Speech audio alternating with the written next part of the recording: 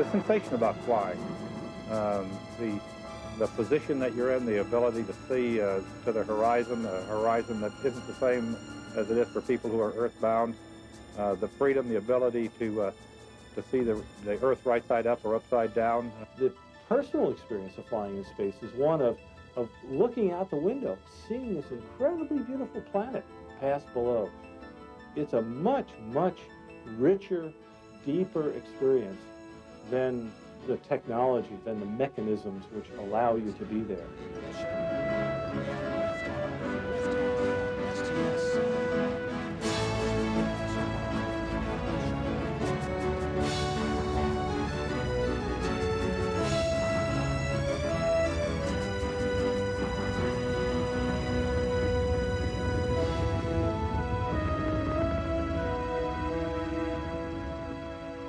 The road that has led us through our dreams of flight has passed by the early dreamers of our world as they watched the birds soar majestically across pristine skies. It has taken us into the realm of Da Vinci, Montgolfier, Cayley, and Lilienthal, to the sands of Kitty Hawk, and through the skies of Rickenbacker, Lindbergh, Doolittle, and Amelia Earhart. This magical road has passed through the places where aviation visionaries like Northrop, Boeing, and Douglas created commercial flying machines that ventured to the four corners of the earth. It has taken us over oceans and islands in flying boats and jumbo jets and led us to the moon and beyond. That sense, that dream of flight, the dream of going beyond our current environment, beyond our current reach, I think is a continuing thing for mankind. I think there is something instinctive and very basic about humanity's curiosity and urge to go beyond any current horizon and understand something new outside. I think where human beings can go is limited only by their imagination. At first, the airplane was a curiosity, then a fascination, and finally, an obsession. It has taken us from flights of fancy to flights of commerce, and ultimately to flights of freedom over the war-torn skies of Europe and the Pacific during the Second World War.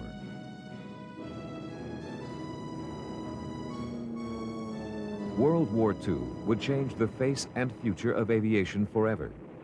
Once the province of dreamers, entrepreneurs, and daredevil pilots, flight was now in the hands of governments protecting their homeland.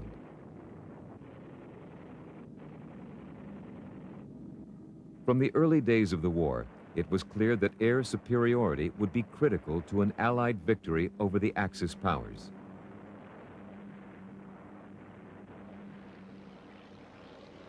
America entered the Second World War with biplanes, still in use by the military. It finished with some of the fastest, most powerful propeller-driven aircraft ever flown. There was a time when some thought the P-51 Mustang was the ultimate in piston-driven fighting machines. The Mustang was a good airplane. It was probably the best all-around fighter that came out of World War II. It was very good high-altitude performance and very good low-altitude performance. It had very long range, and it could turn with most any airplane over there. It had the speed, the altitude, the comfort, the firepower. In fact, until the Germans came out with the ME-262, we didn't even bother about looking up, because we could get higher than any of the things they had.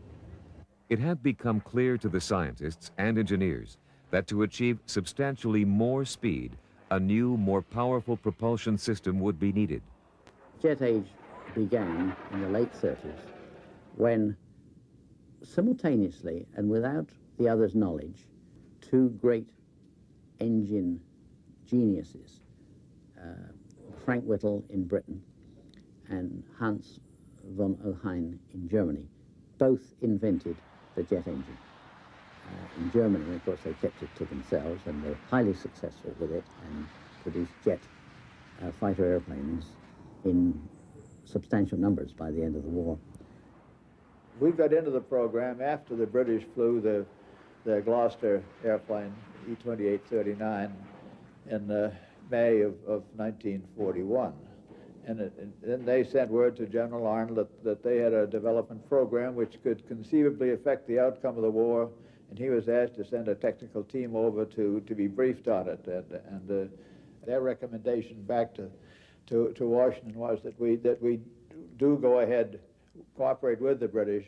So at that point, the British then turned an engine, a Whittle engine, over to us, which we turned over to the General Electric Company. With the outcome of the war still hanging in the balance, secrecy was considered essential in the development and testing of jet aircraft by the Allied forces. Part of the agreement was the imposing of very, very severe security restrictions.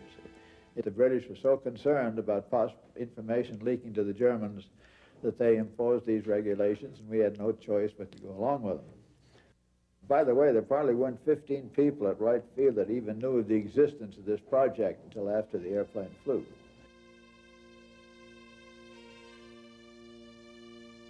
In 1942, at a remote air base in the California desert, the United States' first jet aircraft, the Bell XP-59, was ready to fly.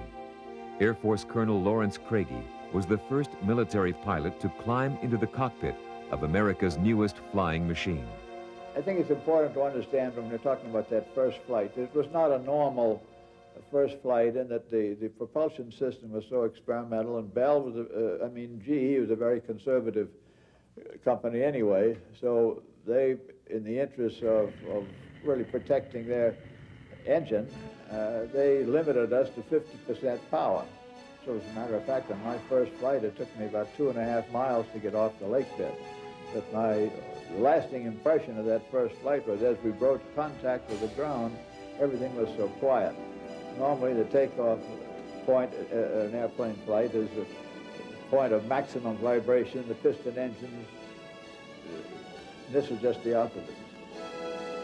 Although no American-made jets ever saw combat during World War II, it was clear that jet aircraft technology would be the wave of the future.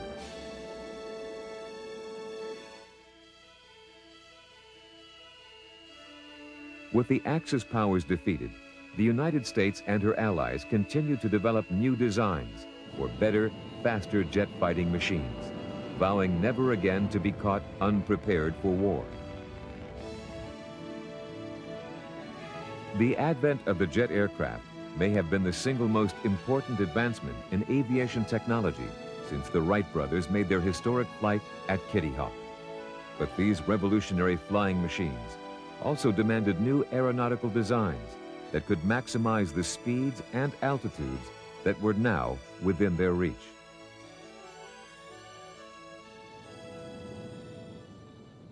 At first, existing straight-winged aircraft designs were adapted for the installation of jet engines. This gave the military powerful jet fighters, like the Lockheed P-80 Shooting Star. This new generation of aircraft had the potential to go higher and faster than any piston-driven airplane ever flown. But as these new flying machines came closer and closer to passing through that phenomenon called the sound barrier, they became unstable, creating sometimes fatal handling problems for their pilots. The sound barrier was always a very big barrier to us pilots beginning in World War II in 1943, 44, and 45. We ran into the effects of the speed of sound on our airplanes in dogfights, shock waves forming on the airplanes and buffeting.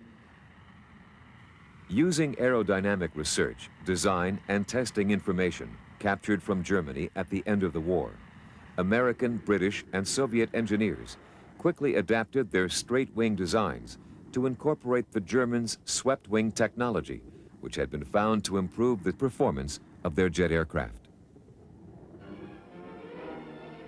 On 1 November 1950, enemy air suddenly re-entered the war in a dangerous way. In other words, the Russian-built MiG-15s made their debut in Korea.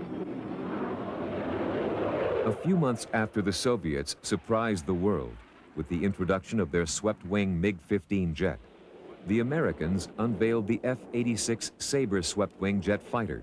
Tiger Lead, Tiger 2 here. I got a couple of bogies out there, one coming around at 2 level. These two powerful flying machines would prove themselves time and time again in combat high above North Korea. All right, there he goes. He's going down. You got him. All right, well, that's a good deal. Watch it. We got 4 of them coming in here on us at 7 o'clock. Hang on. All right, I got him. Go ahead, take it. I'll cover you. All right, I'm going in now.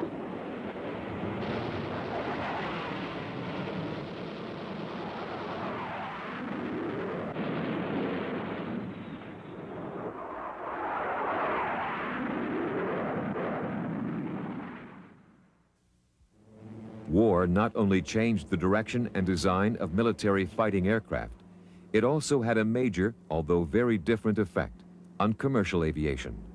That was the era of transocean 4-engine transport aeroplanes, of which, in terms of land planes, I think the Lockheed Constellation was the most elegant example. And the Douglas DC-4 was the Douglas answer to Lockheed.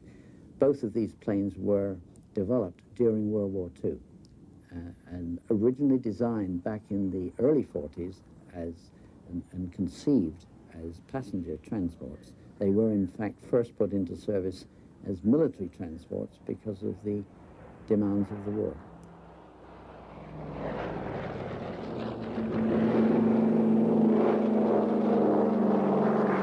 Men and wings were needed to meet a crisis in the nation's life. Many airliners joined the Army. Men and women, too, built new wings, wings for war. The Douglas DC-4 was transformed into the military C-54, which became the Air Transport Command's workhorse on the far-flung airways to combat fronts. Transport planes were carrying soldiers, 50 at a clip with full equipment. Under direct military contract, experienced airline crews flew virtually any cargo, anywhere, at any time.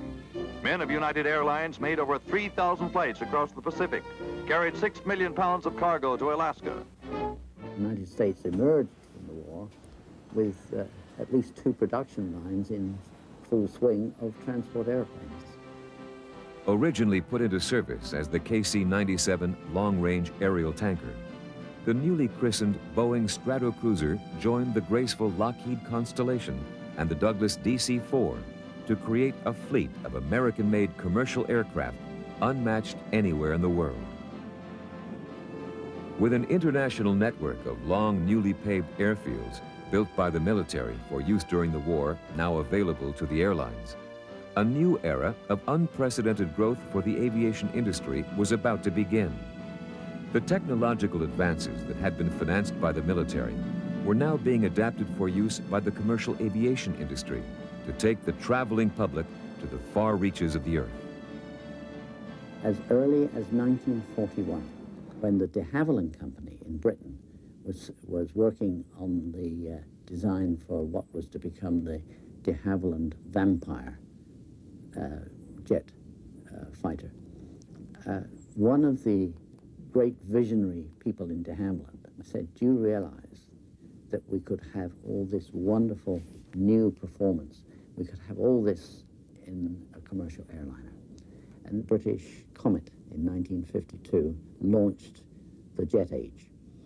Although when I say launched, I use the term with some reserve because the Comet had to be taken out of service after 2 years. The Comet faced something that had never been experienced before, which was metal fatigue. And the metallurgical problems of metal fatigue had hitherto only been suspected and never really known. And the Comet learnt it the hard way, and they had 2 dreadful crashes, and that put de Havilland's back to square one. Undaunted by the failure of the British Comet, the other dreamers of commercial aviation continued to develop aircraft that would take them further and faster into the skies. In Seattle, Washington, a team of visionary engineers and test pilots were taking the dream of flight another step toward the future.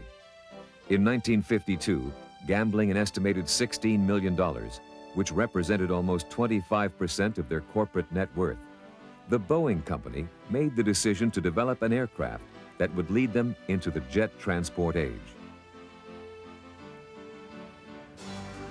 Designating their prototype airplane, the Dash 80, test pilot Tex Johnson and his crew first flew Boeing's newest flying machine on July 15, 1954. 3.5 years later, this watershed aircraft would go into commercial service as the Boeing 707. In 1958, Pan American Airways and the Boeing company really launched the jet age with the Boeing 707. And the world beat a pathway to Seattle and also to Douglas. The Douglas name and reputation had lived on, that although the Douglas DC-8 was about 1.5 years behind the Boeing, it still gave Boeing a run for its money. The introduction of the jets, which succeeded not as many people suspect because they were much faster, but mainly because they were more economic. They were so more efficient than the old piston engine planes. See, from 1960 to 1970, air transport worldwide quadrupled. It grew so much that the airlines literally grew out of those airplanes. And along comes Pan American once again with Boeing to launch the what became known as the jumbo jets, the Boeing 747 wide-body airliner. The 747 was soon followed by the McDonnell Douglas DC-10 and the Lockheed L-1011. The airline industry had made another quantum leap forward into the future. These new jetliners were bigger and more efficient, but the question still remained: could they be made faster? It was popularly thought that speed was what did it, and it wasn't. It was the economy. But those people who still thought it was the speed were those people who were in control of designing airplanes. And thus came the Concorde. Ready? Okay, 3, 2, 1, now.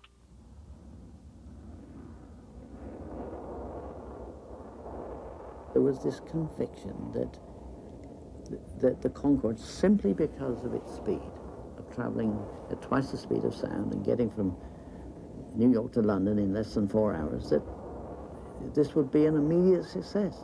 Well, what they had not allowed for was the fact that the enormous investment, there was no way that that airplane could be sold at an economic price. In less than a single human lifetime, technology, courage, and perseverance had taken the dreamers from rudimentary single-engine biplanes to supersonic transports that could carry passengers at twice the speed of sound. If you look back, the many first years of flying airplanes, from the first flight at Kitty Hawk up until 1947, see, we'd never been above 600 miles an hour. That's a lot of years. But then the technology made it possible for us to really take quantum leaps in advancing speeds and altitudes. And it was a matter of research, and it was all done right here at Edwards. Edwards Air Force Base had been selected as the test site for some of the newest and fastest airplanes ever built. Along with jet-propelled aircraft, rocket-powered planes were also being tested at Edwards to learn more about the problems and solutions of supersonic flight.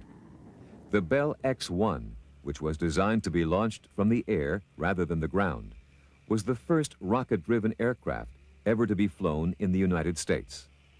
When we got our hands on the X-1, we had a big job to do, in that we had never flown an airplane much above 82% of the speed of sound. On October 14, 1947, Chuck Yeager climbed into the cockpit of his Bell X-1, the glamorous Glennis. In pain after suffering 2 broken ribs when he was thrown from a horse the evening before, Yeager prepared for his 9th powered test flight in the X-1.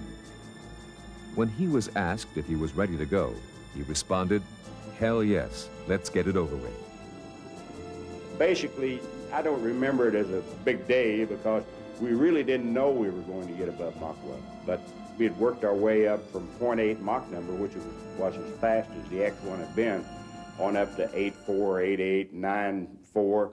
And there we ran into a very specific problem in that we lost the elevator effectiveness of the airplane, or the ability to control it. And fortunately, Bell had built the capability into the X-1 of changing the angle of attack of the whole horizontal stabilizer, or tailplane.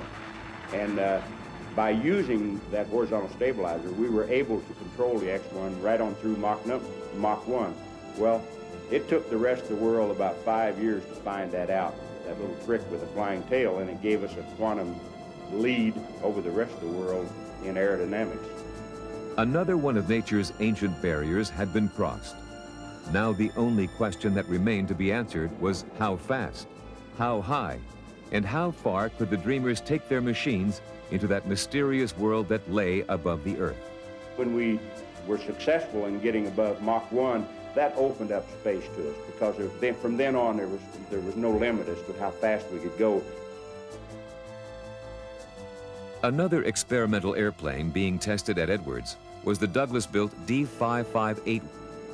On November 20th, 1953, test pilot Scott Crossfield took another step towards space when he flew his D-5582 to Mach 2. The D-558 was an airplane that rather surprised all of us. Initially, it was designed to be a jet and rocket-powered ground takeoff airplane. But the X-1 air launch techniques had proved to be so useful that we decided to air launch the D-558-2s. It allowed us to take an airplane and design for about 1.2 or 3 Mach number out to Mach 2. And that's all there is in it. And all the luck was riding with us when we got Mach 2 out of that opening. The research and testing continued at Edwards as the pilots and engineers pushed their new airplanes higher and faster toward the unknown horizon. In 1957, construction began on what was to be the ultimate winged aircraft, the rocket-powered X-15. Well, the X-15 was a natural follow-on of the research airplane program that was started after World War II. It included the X-1, X-2, X-3, X-4, X-5, XF-92, and the D-558-1 and 2. And by early 1950s, we pretty much explored the transonic and low supersonic regions, and the X-15 came out of the fact that we were getting pretty confident that we could fly manned rocket airplanes. And there were engines now coming into the inventory in the early 50s with around 70,000 pounds of thrust. And it was a tremendous challenge to see if we could put that on a manned airplane and learn what we wanted to know for Mach numbers between about 2 and 3 and Mach 7.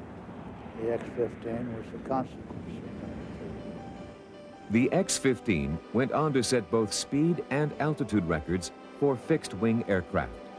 Test pilot Pete Knight flew his X-15 to a speed of Mach 6.7, over 4,500 miles per hour.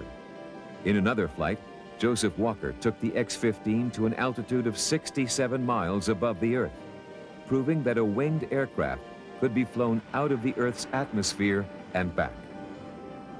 As far as the X-15 program is concerned, and the records that I set in the X-15, those were firsts, and they were thrilling, they were exhilarating, they were anxious, they were scary. And if anybody tells you that those kinds of flights are not scary, they don't know what they're talking about, and they really didn't understand what they were doing. Less than 60 years after the Wright brothers lifted off from the sands of Kitty Hawk, man had fulfilled another of his dreams of flight.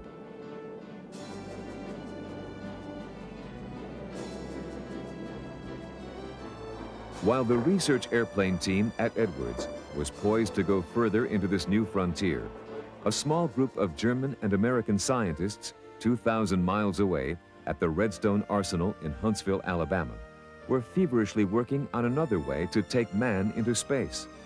Their leader was Wernher von Braun, and he was boldly promising a journey to the moon by the end of the decade.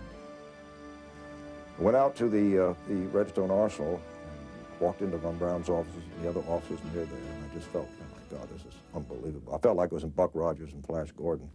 There were big paintings of all kinds of concepts on the wall, you know, spaceships going to the moon, lunar bases, spaceships going to Mars, and Mars bases, the whole works, big space stations. And sure, man in space is what von Braun promoted. And he began to promote this in the early 50s. And he had, I think, an exquisite public relations sense. He said, to get support for a big space program, you go to the public. Here's a foreigner, former enemy, beginning to give speeches like none of us did, to the Rotary clubs, to the Kiwanis clubs. He began to move out. Whereas it had not been the nature of the research airplane people to seek publicity. It was that was beneath their dignity. They were exploring the unknown, and Sunday supplement wasn't important. Well, von Braun taught us a lesson about that, didn't he? The competition between the people at Edwards and those at Huntsville heightened, as each side became more and more convinced that they should be the ones to lead the United States into space. We could have ridden into space on wings as opposed to a ballistic reentry or a capsule approach. But at the time, we committed ourselves to a space race, if you will. And so the fastest and most economical way to do that was with a capsule, because the capsule did not need that kind of development as a winged vehicle would have. The problems, of course, were reentry of the aircraft configuration at extremely high speed, and the materials problems and so forth was very perplexing. But in the terms of the technology at the time, the materials knowledge of the time, the reentry ablative technology seemed to be the safer and more prudent way to go, although it wasn't the fighter jock way to go at all. We thought with the research airplane program, we had a very structured program that would lead us into space with useful devices. But it was an event that took place on the other side of the world that finally decided which flying machine, the winged rocket plane or the ballistic missile, would lift America into space. In October 1957, from the windswept plains of Kazakhstan, the Soviets launched their little traveler, Sputnik. Made of metal and wire and weighing only 185 pounds, this one small orbiting sphere would change the future of space exploration. For the first time in history, enough power had been harnessed to enable a payload to break free from the Earth's gravitational pull. And that power had been provided by a blunt-nosed, wingless ballistic missile. The Eisenhower administration, a knee-jerk reaction to the Russians, separated aeronautics and space. And space went to, you say the rocket guys, we were the rocket guys. And we flew rockets. We didn't hide in bunkers and watch them go. It is January 31st, 1958 at the Eastern Test Range in Florida. For months, a government-appointed committee of American scientists had placed their hopes of sending the United States' first satellite into space on the Navy's Vanguard missile. But with the spectacular failures of the Vanguard, America has turned toward Huntsville, Alabama, and the Redstone Arsenal to achieve their first successful satellite launch. Today, a little over 3 months after Sputnik was sent into orbit, the United States has countered with its first successful orbital satellite, Explorer 1, which was carried into space atop the von Braun team's Jupiter-C missile. The space race was on, and the moon was the prize. As a result, when Sputnik went, our country was totally shook about the fact that we were second. Then they started launching dogs. Remember, they had them, we called them Mutniks after Sputnik. On October 7th, 1958, 1 year and 3 days after the Russians launched Sputnik, Project Mercury was born, and America was officially in the business of sending a man into space. As Project Mercury got underway, production of Redstone launch vehicles began at the Marshall Space Flight Center. Careful, individual production of vehicles earmarked for Mercury from the day the first bolt came into the plant. Well, the Mercury program, when it started, of course, everybody was concerned about the fact that it wasn't a flying machine. In fact, you know, there's our friend Chuck Yeager used to call it the spam can, I guess, you know, the link, we used to call it the link between monkey and man, but it didn't really require a pilot as designed. The early Mercury and Gemini guys felt that they really didn't have too much of a role in the capsules as compared to the role they would have had flying an X-15. In April of 1959, the United States named its first team of astronauts: Alan Shepard, John Glenn, Gus Grissom, Scott Carpenter, Wally Schirra, Gordon Cooper, and Deke Slayton. 7 men who would become the new heroes of the 20th century. Suddenly we're famous. All of a sudden, from one day where I'm a lieutenant commander flying an F-4, and lots of people do that. Next day I'm a unique person, almost one of 7 at least, and we're suddenly well known. Well, we go out to Edwards Air Force Test Station, and we meet fellows like Scott Crossfield, who I admire very much. And Scotty almost snubbed us. He said, "Why are you guys so famous? You haven't done anything." We began to think of it. We hadn't done anything. But that's the way we were treated all those days. And as a result, we bonded much more closely than you'd expect. And we 7 became brothers, still are. It was early spring in the year 1961. At Cape Canaveral, the Project Mercury astronauts were making bets on who would be the first man in space. Everything was ready. A stunning array of scientific technology and raw power. On Pad 5, the Redstone rocket was waiting to go. In central Russia, Yuri Gagarin was about to shock the Americans and the world as he climbed into his space capsule. On April 12th at 9:07 a.m. Moscow time, he was hurled into space. "I looked and looked and looked, but I didn't see God," Yuri would later say. A frustrated Wernher von Braun observed that when we arrive on the moon, we shall have to pass through Russian customs. Yuri Gagarin's first manned flight into space not only captured the imagination of people throughout the world, it was also a powerful stimulus to the American space program. Twice the Russians had beat the Americans into space, first with a satellite and now with the first manned flight. May 1st, 1961. Less than 2.5 years from Project Mercury initiation. Countdown for a manned flight was in progress. That's a day that you will never forget. Both the public and the press were caught up in the excitement of the space race and the mysteries that were waiting to be discovered high above them in the star-filled skies. Press picked up on us. We're heroes because we volunteered for a program to replace chimpanzees. That's about all I can claim. that doesn't exactly make me a hero in my own mind. So we laugh about that a little bit. In fact, at this time we were getting inundated with telegrams from the Society for Prevention of Cruelty to Animals. Stop flying these monkeys and chimps. So finally we flew Alan Shepard. Shepard doesn't tell that story as often as I do. All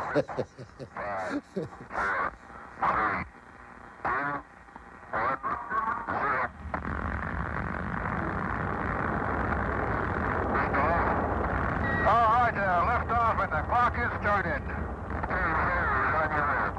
This is Freedom 7. The fuel is go. 1.2 G. Cabin at 14 psi. Oxygen is go. On May 5th, 1961, Alan Shepard lifted off from Cape Canaveral atop von Braun's Redstone missile and rode into space. They called it Freedom 7. Although his suborbital flight lasted only 15 minutes, he became the first American to go beyond the Earth's atmosphere in a space capsule. An American was finally in space, and the country was more determined than ever to be the leader in the quest for the moon. I believe that this nation should commit itself to achieving the goal, before this decade is out, of landing a man on the moon and returning him safely to the Earth. No single space... Less than 9 months later, on February 20th, 1962, tens of millions of people around the country anxiously watched on television as Mercury astronaut John Glenn rose up into the skies atop an Atlas rocket and circled the Earth 3 times. During his 4-hour, 55-minute flight, Glenn became the first American ever to see both a sunrise and sunset from space as he looked down upon our world from over 200 miles above the Earth. Keep your retro pack on until you pass After his return to Earth, not only was John Glenn a national hero, but more important, Project Mercury's primary mission, that of sending an American into space for the first time to orbit the Earth and return, had been realized.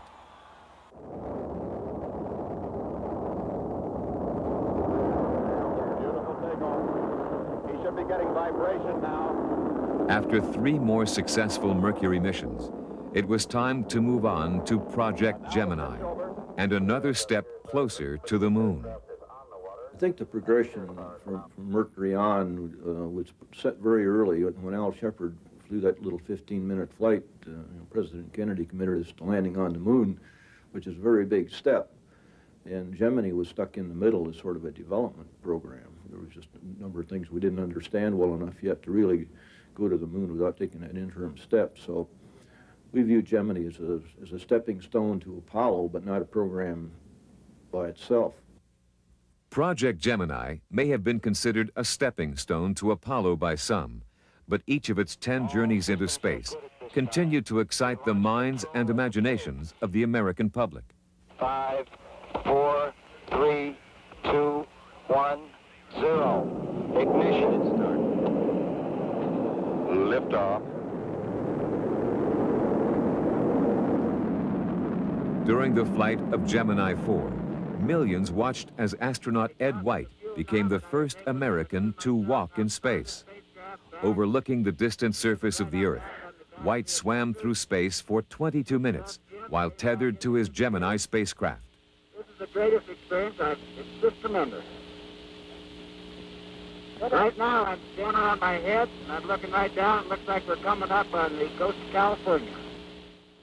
6 months later, in December 1965, the Gemini 7 crew of Frank Borman and James Lovell not only set a record for the longest stay in space, 14 days, they also achieved Gemini's primary purpose by making the first ever orbital rendezvous and docking with their sister spacecraft Gemini 6, piloted by Wally Schirra and Tom Stafford. On my particular Gemini mission with Tom Stafford, we did a rendezvous with Gemini 7. 7 was up there as our target, and that they were up there proving the vehicle could last 2 weeks. Now, to go to the moon and back, you need to have about a 2-week mission, about 11 days. And that includes 3 days to get there and about 3 or 4 days to mill around on the moon and 3 days to get home. So we had to have spacecraft and humans that could endure that long. We didn't even know that in those days. Gordon Cooper had flown Mercury for about 24 hours. That was it. So Gemini was a roaring success. It was on to the moon.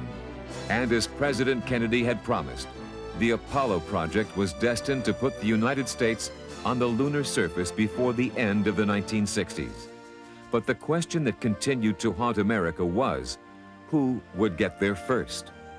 Those were the days in the serious sense of competition.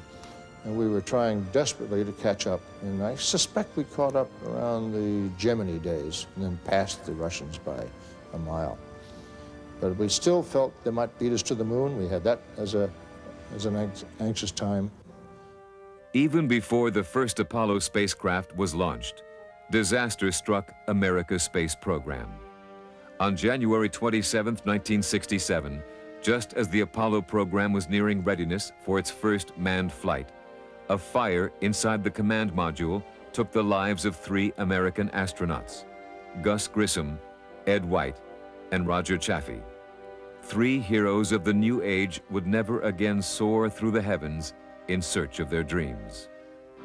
But like so many other tragedies in the history of flight, the Apollo disaster only made those left behind more determined than ever to achieve the dreams they had shared with their lost brothers.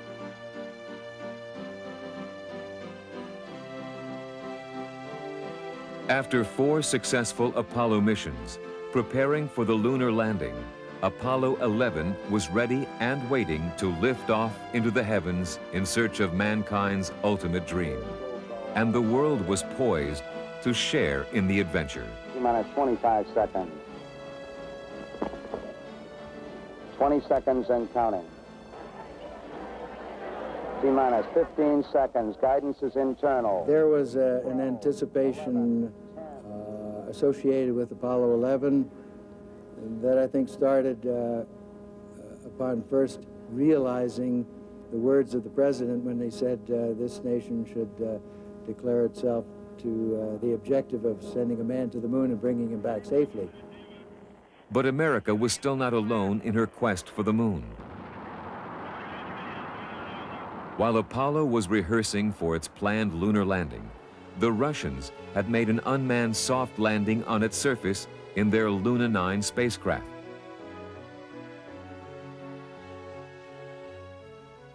Little did we know that a large rocket was poised on a launch stand in Kazakhstan, ready to test the Russian launch system to see if they would be able to go to the moon.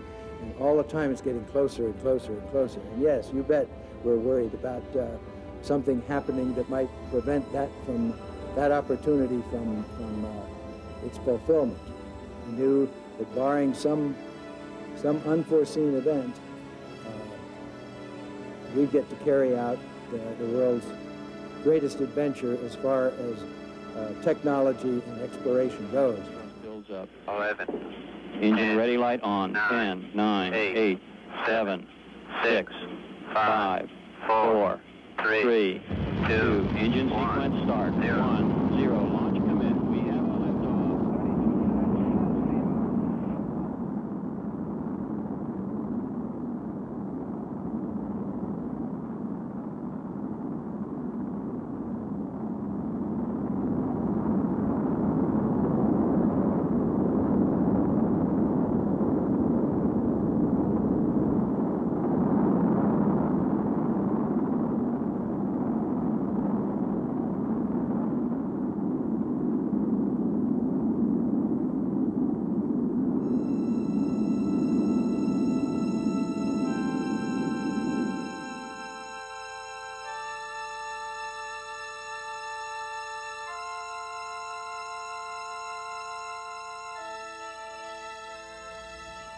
Four forward, drift into the right a little.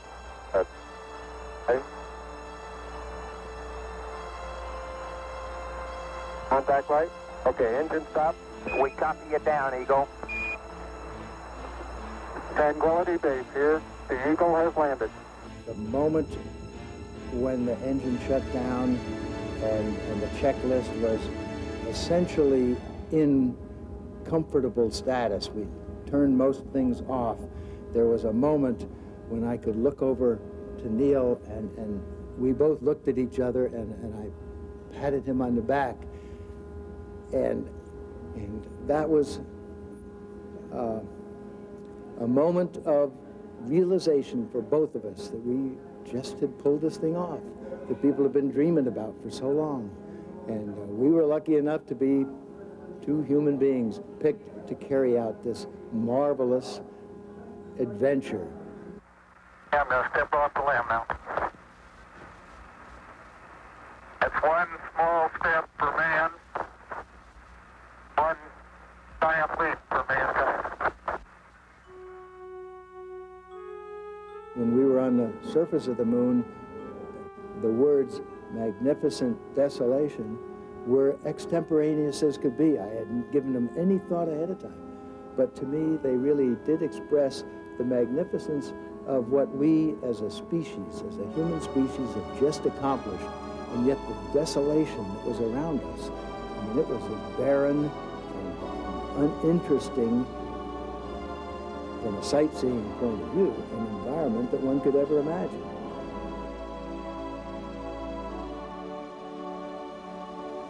July 24th, dawn in the Pacific. Apollo blazes across the heavens, coming back to Earth at 25,000 miles an hour. President Richard Nixon, who had talked with the astronauts by telephone while they were on the moon, was waiting aboard the recovery carrier to welcome the returning voyagers. Shortly after we took a shower and relaxed inside on the aircraft carrier, we were asked if we wanted to look at some of the television tapes that were taken while our flight was in progress and while we were landing. And as I saw this, the thought popped into my mind, and I said to Neil, "Neil, look, we missed the whole thing. Now, you know, what I really meant by that was that what was happening was not up there where we were, it was happening back here. And I'm reflecting a little bit with hindsight, but the significance of Apollo is what happened in the hearts and minds of people all over the earth. After Apollo 11, there were 5 more successful Apollo missions to the moon. In the end, 12 men walked on the surface of the Earth's nearest neighbor, the last in 1972. We hope that this will be a symbol of what our feelings are, what the feelings of the Apollo program are, and a symbol of mankind that we can live in peace and harmony in the future. The space race may have been over, but the centuries-old dream of flight was not to be denied. Even before the last Apollo missions were completed, a project was under development that had been foreseen by the early rocket pilots at Edwards, a winged spacecraft. On April 12, 1981, 20 years to the day after Yuri Gagarin's first orbital flight, the countdown for America's first space shuttle, Columbia, began. 15, 14, 13, 12, 11, 10. We have a go for main engine start. 6, 5. We have main engine start. 3, 2, 1, 0. We have solid rocket booster ignition and liftoff. The shuttle has cleared the tower. With 7.5 million pounds of thrust, naval aviators John Young and Robert Crippen rose thundering into the sky aboard mankind's newest flying machine. After reaching an altitude of 63 miles above the Earth, Columbia entered a low Earth orbit. Then, after reaching Mach 25 speed, Young and Crippen maneuvered their spacecraft into a 130-mile-high orbit and began the first of their 36 trips around the globe. With new speed and altitude records for winged aircraft being set during Columbia's maiden voyage, the words of people like Chuck Yeager, Pete Knight, and Scott Crossfield could be heard echoing across the dry lake bed at Edwards Air Force Base, which was to be the landing site for Columbia's first adventure into space. When we got our hands on the X-1, that opened up space to us. We could have ridden into space on wings as opposed to a ballistic re-entry or a capsule approach. The fact of the matter is that we proposed an orbital version of the X-15 in 1958. But the shuttle, in fact, is, of course, an aerospace plane. This had always been the dream of many of the pioneers of astronautics, that you would, in fact, fly into space in some kind of a device and return from space in that same device. And it's basically an aircraft that comes back, flies back, and lands at Edwards or at Cape Canaveral.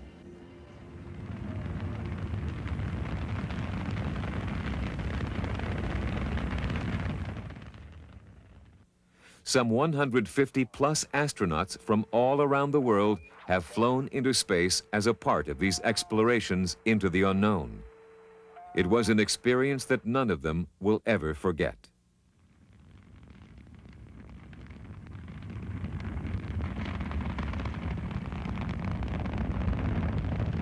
The beginning is unbelievable. It's probably the most thrilling thing that a person could do, not because it's violent or anything else, but because it's so different.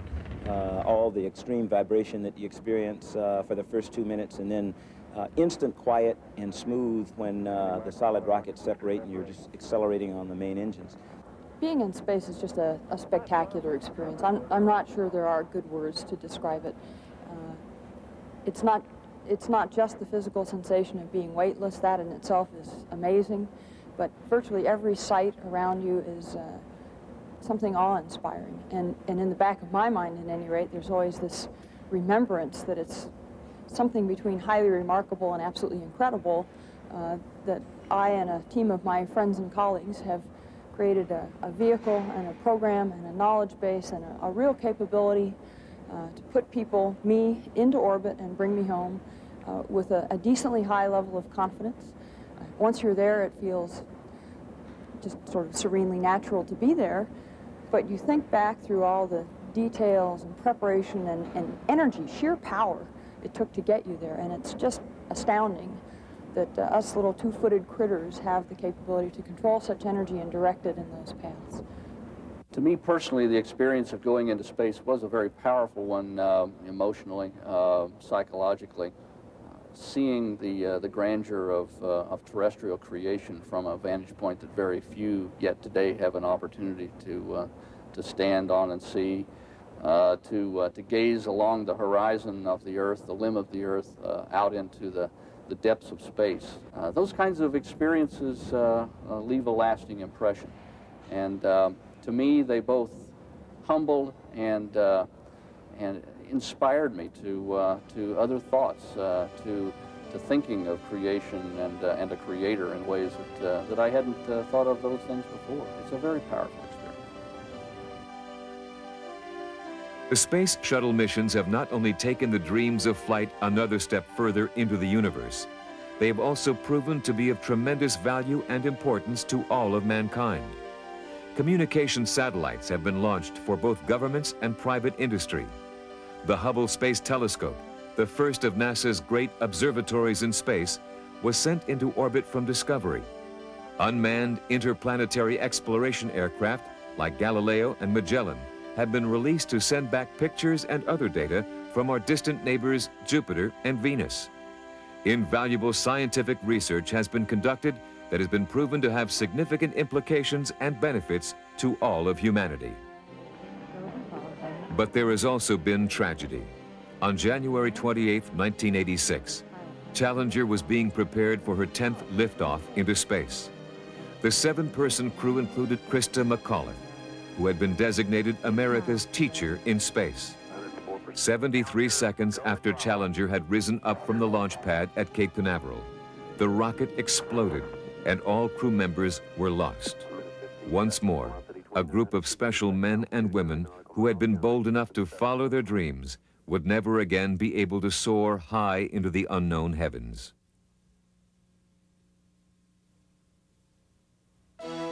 Once visited, the world above us cannot be denied. Since the first days of creation, it has been man's destiny to follow his dreams of flight. Just as Da Vinci, Montgolfier, Cayley, and the Wright brothers followed theirs, humankind will continue exploring that unknown world beyond the stars. I believe that man goes to space because it's his destiny. Where man has the capability to go, he always has gone in the past. We now have the capability to go to Mars, and we will use that capability and we'll go to Mars. I'm convinced we've got to go back to the moon and eventually to the planet Mars. I hope we're definitely going back to the lunar surface in my very near lifetime. And I would also hope that in your and my lifetime, we would go to another planet, preferably Mars. I would say in the near foreseeable future, we have to talk about a space station. And then we have to learn from that and see if we can go much farther than that. A Mars mission is not so much an objective as an initial stepping stone, a contribution of our generation toward this long-term mission, which could lead to the most exciting conclusion imaginable, which would be an encounter with other worlds.